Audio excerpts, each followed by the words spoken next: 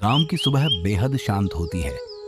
सूरज की पहली किरण खेतों पर पड़ती है, पक्षी चहचहाते हैं और जीवन की सादगी मुस्कुराती है।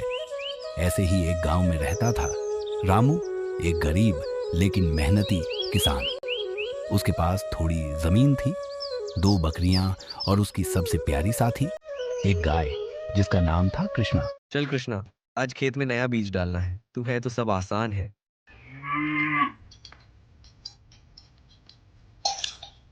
रामू और कृष्णा का रिश्ता सिर्फ मालिक और पशु का नहीं था, वह रिश्ता था विश्वास का।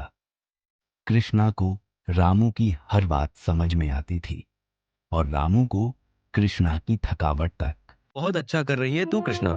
अगर ऐसे ही मेहनत करे तो शायद इस बार की फसल बहुत बढ़िया हो।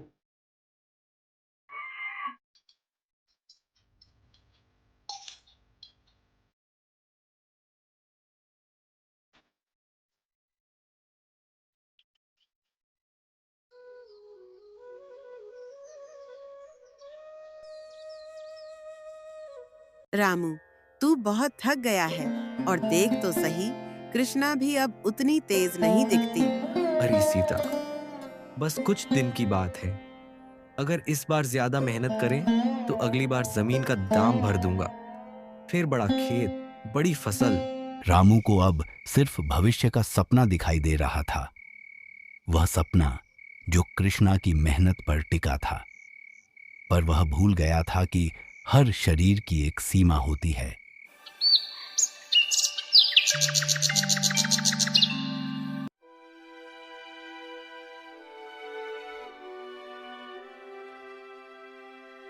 क्या हुआ कृष्णा? चल ना, आज तो बस थोड़ी और जमीन बाकी है। कृष्णा की रंभ अब धीमी हो गई थी, उसका शरीर जवाब देने लगा था, लेकिन रामू की आंखें अब थकावट नहीं देख पा रही थीं, सिर्फ लक्ष्य देख रहा था।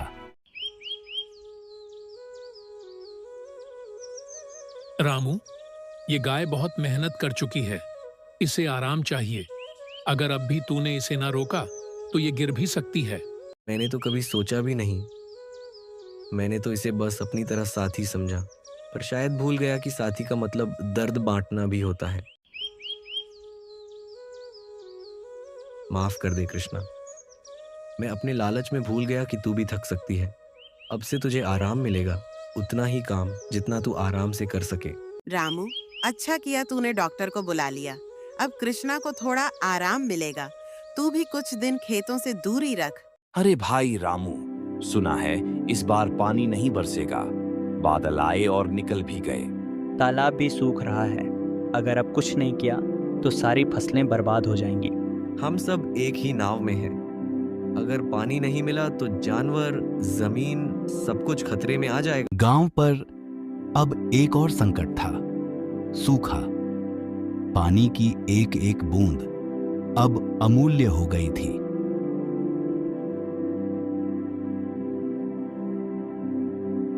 सीता, मैं सोच रहा हूँ कि कृष्णा को लेकर पास के जंगल वाले तालाब तक जाऊं। वहां थोड़ा पानी बचा है। हम रोज थोड़ा थोड़ा पानी लाकर गांव में बांट सकते हैं। इतना लंबा रास्ता और कृष्णा अभी पूरी तरह ठीक भी नहीं हुई है। लेकिन अगर हम कोशिश नहीं करेंगे तो कोई और कैसे करेगा? हमें किसी को तो शुरुआत करनी होगी। रामू जानता था कि जोखिम है, लेकिन उसका दिल कह रहा था, कोशिश करने में ही जीवन है। चल कृष्णा, थोड़ा और हिम्मत कर। गांव के बच्चों की प्यास तुझसे जुड़ी है।